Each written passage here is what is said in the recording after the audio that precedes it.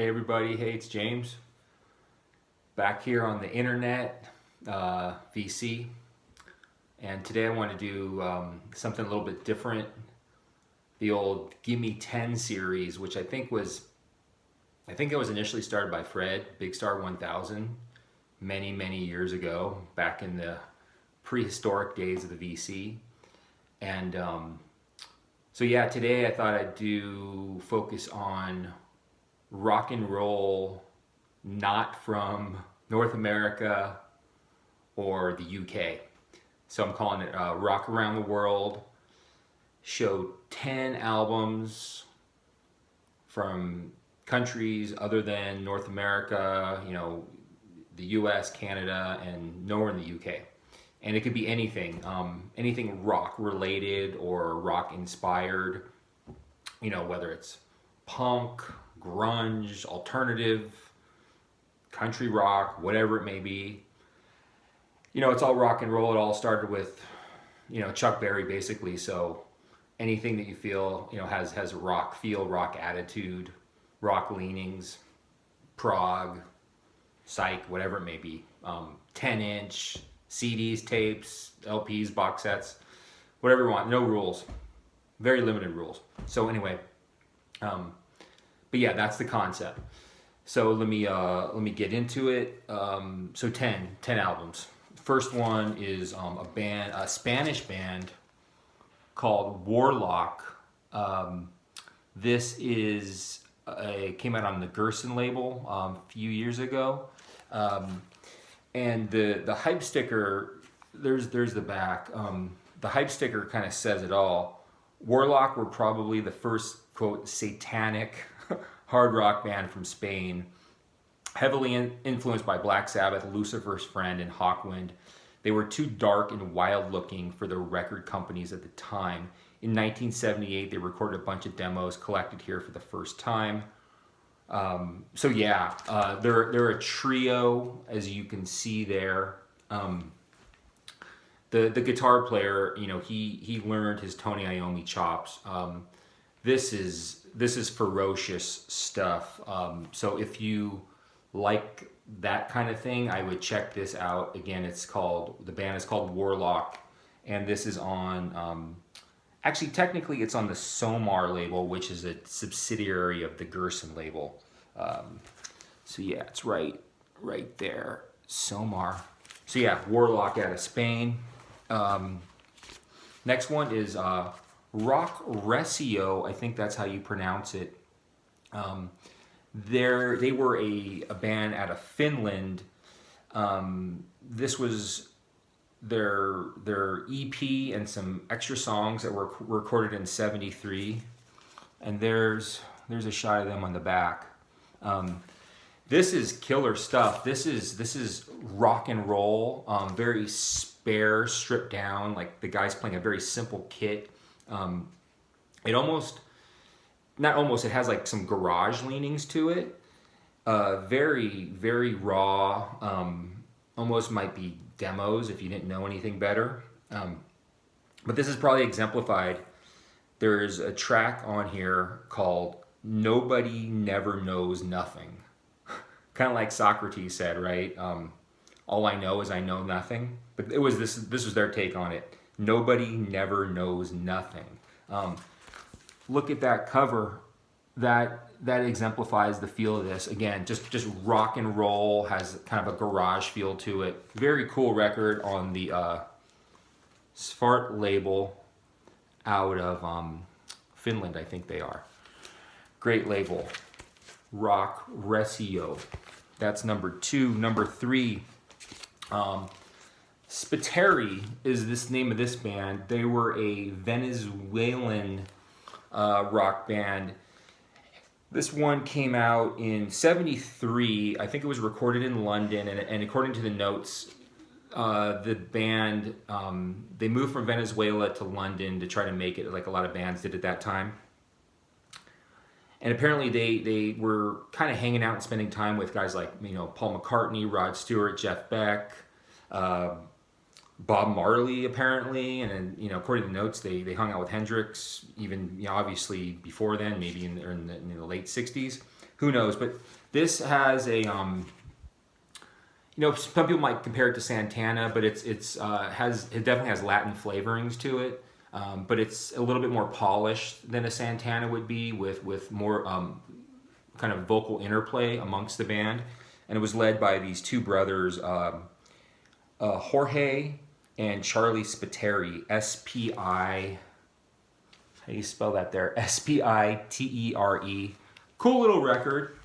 Nothing mind-blowing, but it's a nice record if you like Latin-flavored rock.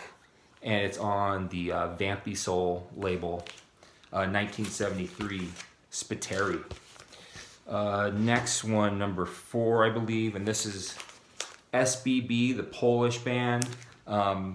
This was a live series. It's called the Sbb Radio Sessions, and this is volume 3. I have a few more of these and then some other of their albums. 1975, recorded for Polish radio. If you're not familiar, Sbb,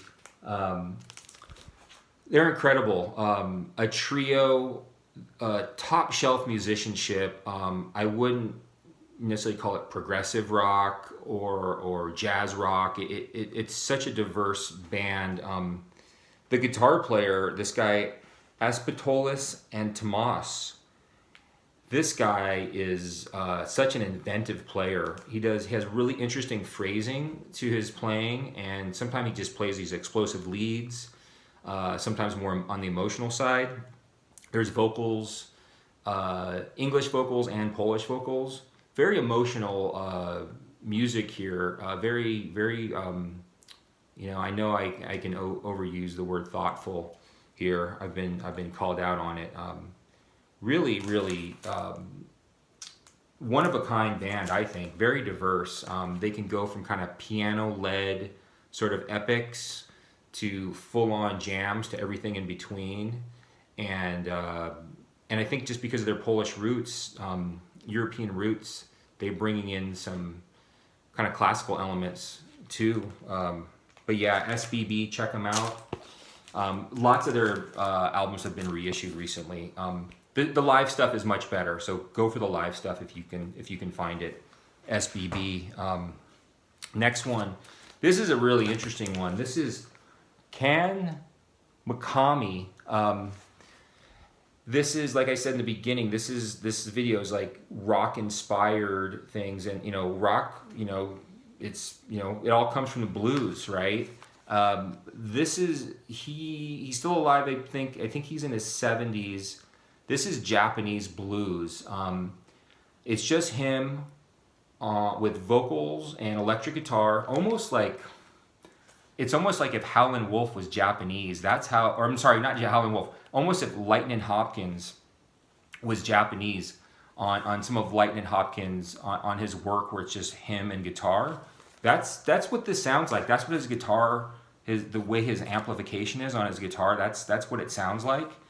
But this is like, he's a poet. If you the lyrics are the words aren't. It's sung in Japanese, but there's a lyric sheet in here that has the English translations. This guy is a true poet, and I know I just said he could have been, if Lightnin' Hopkins was Japanese, but I also think he was almost if Charles Bukowski was Japanese and a blues musician, it would have been this guy. Very stark, raw, but yet beautiful lyrics, and it's really just poetry. Really, really interesting album. And I just went for this. I saw it at a local store. There's the front. And I looked at it a number of times, and I was intrigued because when I looked at the back, if you see, I thought, that looks like a monk. And then I don't know if you can tell, but it's sort of transposed by this black and white photo of sort of a Japanese shipyard. And it was recorded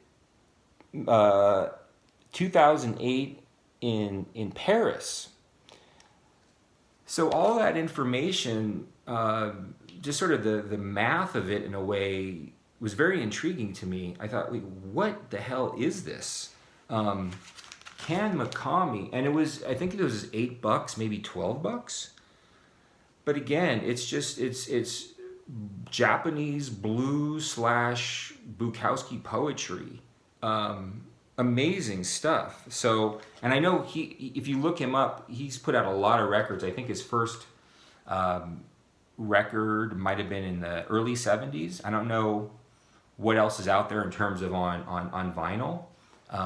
But there's CDs out there, but they can be expensive too. So, but yeah, Can Makami, and I'm going to try to botch the name, or I would botch the name. That's the title of the record right there.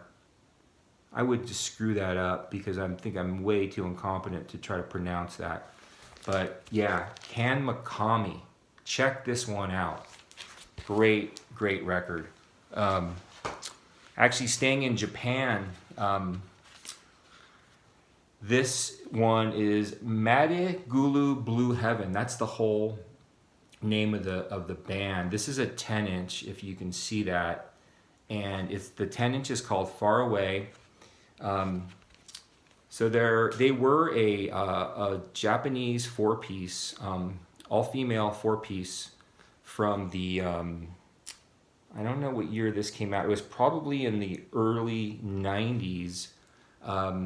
They were part of that 90s Japanese psychedelic, like the burgeoning Japanese psychedelic scene that was going on at the time. This is beautiful music. It has, I don't know about alternative, but it has like psychedelic leanings in terms of the guitar style. Not full on fuzz, but kind of this warbly, watery, fuzzy sort of thing.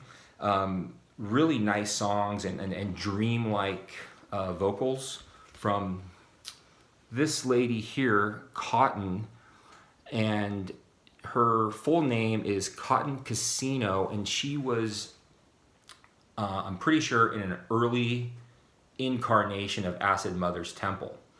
So that gives you an idea of her pedigree, even though she was in Acid Mother's Temple later after this. But it gives you a sense of the feel. If you like Acid Mother's Temple and you know a lot of that Japanese music at that time, that psych / noise that was happening, really nice thing. Again, just another thing, I didn't know anything about it, but it just looked interesting, and I got this maybe 10 years ago. But yeah, the band is called, again, Maddie Gala Blue Heaven is the name of that one. 10-inch out of some label called Detector from Long Beach, California. Yeah, that's a great one. Next one, Ofeji from Nigeria. Ofeji was a kind of a teenage, they were a teenage kind of soul, like funk / rock band. I can't remember when this came out, and I should know because I love this record. The name of the album is called Try and Love. And I know there were some notes in here somewhere, but yeah, here we go. When did this thing come out again? I don't know. I can't even remember. Maybe it was 72. There they are right there. This is a beautiful record. Rock and soul leanings to it, but just great songs. I mean, I think sometimes, and I'm guilty of this too, we overlook just great songs. I think a lot of these songs, could have been on the radio if the management situation was right. What really makes this, I mean, beyond the songs and the production, is you have Berkeley Jones on here, who he was in the band Below, another African band, and he played with Ginger Baker for a time, and he was older than these guys at the time, so it's almost like this veteran came in and really laid down some guitar work that brought it all together. Beautiful music, just great songs, soulful with great guitar work. You can listen to this over and over again. This was a reissue. I think it came out in 2008 or 2010. It's driving me crazy about the original year of this. I used to know that kind of thing like the back of my hand, but aging, man, can't remember. But yeah, that's Ofeji from that one. A few more to go here, and I'll let you guys go. This is Bombarder is the name of the band, and it's called Speed Kill. They were from Yugoslavia. I think this was their first album, and this is speed metal, pretty much just like how the title says it. But what got me on this one, and you know, if you've watched me before, you know I tend to just go for things based on some information or just a sticker, and this one caught my attention. Here's a hype sticker. Born under the political strife that led to the Balkan conflicts of the early 90s, Bombarder's first album, Speed Kill, is hereby exhumed and represented as a relic of evil Slavic speed metal past that carry equal potency today. So yeah, and look at that shot.